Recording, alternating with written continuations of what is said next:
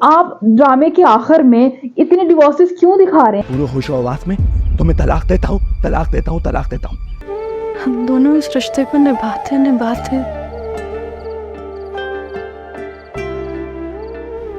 अंदर से खोखले होते जा रहे हैं। एक तरफ माँ की डिवोर्स दिखा रहे हैं, फिर बेटी की डिवोर्स दिखा रहे हैं, और इस ड्रामे में बहुत ज्यादा सपोर्ट किया गया डिवोर्स को।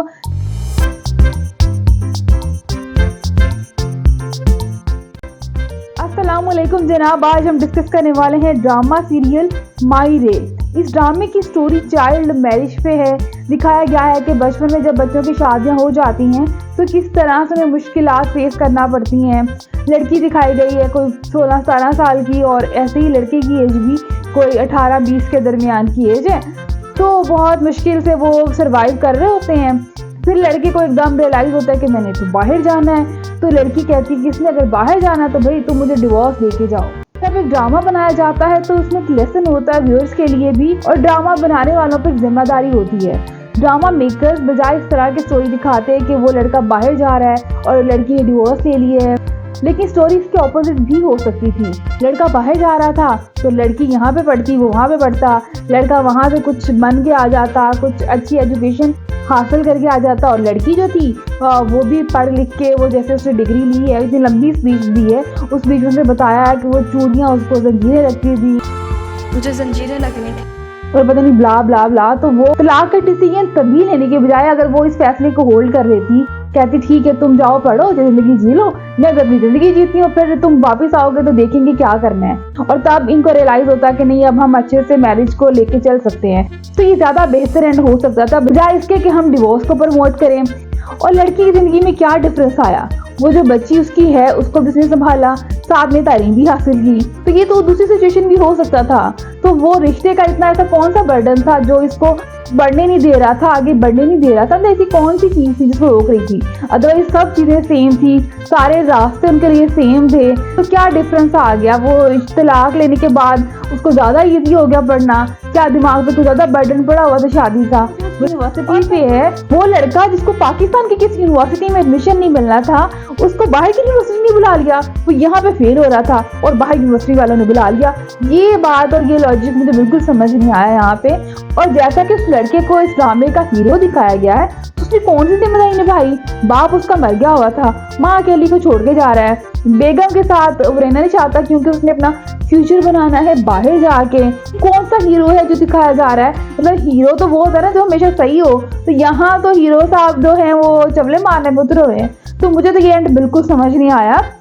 चलो एनी की माँ ने डिवोर्स ली, वो समझ आया कि उसका बाप बहुत जालिम था तो उसने डिवोर्स ले ली। चलो हमें समझ आता है कि जब ऐसी मैरिजेस हों जिसमें इतने ज़्यादा मसले मसाइल हों जिसको निभाना ही मुश्किल हो रहा है, तो बेहतर है कि उसको एंड कर दिया जाए। लेकिन जहाँ तक हम एनी की बात करें तो उनके साथ उस बच्ची का फ्यूचर भी था, और ऐसी कोई बहुत बड़ी वजह नहीं थी छोड़ने की, तो छोड़ना बनता ही नहीं था, डिवोर्स लेना बनता ही नहीं था। हालांकि ड्रामा शुरू से तो बहुत अच्छे से लेके चल रहे थे, जैसे वो फॉकर सपोर्टर था एनी की तालीम के हवाले से, और हर मोमेंट पे उसको सपोर्ट करता है, और इनके दरमियान बहुत ही प्यारी सी केमिस्ट्री दिखाई थी। लेकिन उसका एंड इस तरह से बिल्कुल भी नहीं बनता था और मुझे बिल्कुल समझ नहीं आया। हालांकि इस ड्रामे के एक भी एपिसोड पे मैंने रिव्यू नहीं दिया, लेकिन ये वाली जो एंडिंग हुई है ना, ये मुझे एक्सपेक्टेड नहीं थी। जो इस सब्जेक्ट को इतने अच्छे से लेके चल रहे थे, हम राइटर की बात करें या डायरेक्टर की बात करें, तो किसी ने भी अक्लमंदी का मुजाहरा नहीं किया। तो फिर आखिर में जाके क्या तुकबंदी थी इतनी ज्यादा डिवोर्सेस दिखाने की? एक तरफ माँ की डिवोर्स दिखा रहे हैं, फिर बेटी की डिवोर्स दिखा रहे हैं, और इसके तो पॉजिटिव दिखा रहे हैं। डिवोर्स लेना गलत बात नहीं है, अगर कहीं कोई इश्यूज हो रहे हैं तो अगर कोई रिश्ता नहीं चल रहा है उसको एंड कर देना चाहिए। लेकिन इनका रिश्ता तो बहुत अच्छे से, बहुत खूबसूरती से चल रहा था।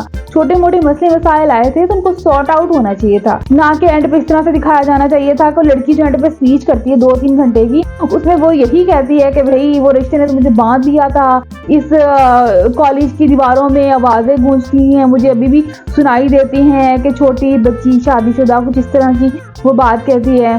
तो अब तलाक याफ्ता की 4 साल पहले इन्हीं हॉल्स में नन्ही सी दुल्हन की सरगोशियाँ सुनने को मिली, और अब तलाक याफ्ता सुनने को मिलती हैं। और इस ड्रामे में बहुत ज्यादा सपोर्ट किया गया डिवोर्स को, चाहे हम लड़के की माँ की बात करें चाहे हम लड़की की माँ की बात करें, दोनों आपस में बैठ के बातें कर रही। लेकिन अनाया के कितने करीब आ गए। अभी और कह रही हैं कि अब जो फाखर ने बाहर जाके ना डिवोर्स दे के बेटी को जिस तरह से संभाला है ना, वो ज्यादा अच्छे से संभाल गया, बजाय इसके कि अगर वो रिश्ते में रहते तो मतलब ऐसा कैसे हो सकता है। अब्बा बाहर जाके बैठा हो और वो सिर्फ फोन पे बात कर ले तो क्या काफी होता था अब्बा का फर्ज। वो जैसे दिखा रहे हैं वो लड़की अकेली जा रही है उसकी तालीम के लिए, उसको लेके बच्ची को, तो यहाँ तो अब्बा का होना जरूरी था ना। तो ये वाला मुझे कॉन्सेप्ट समझ नहीं आया, लेकिन फिर भी हम ये चीज़ें डाइजेस्ट कर जाते हैं। चलो फाखिर किसी वजह से तालीम हासिल करने के लिए बाहर गया है, तो डिवोर्स इसकी इतनी अखीर जो आ गई ना, वो मुझे समझ नहीं आई। जनाब ये तो था मेरा रिव्यू इस ड्रामे के हवाले से, आपका क्या है आप कमेंट्स के जरिए बता सकते हो। फिलहाल इतना ही, फातिमा नाना को इजाज़त दीजिएगा। अल्लाह निगहबान।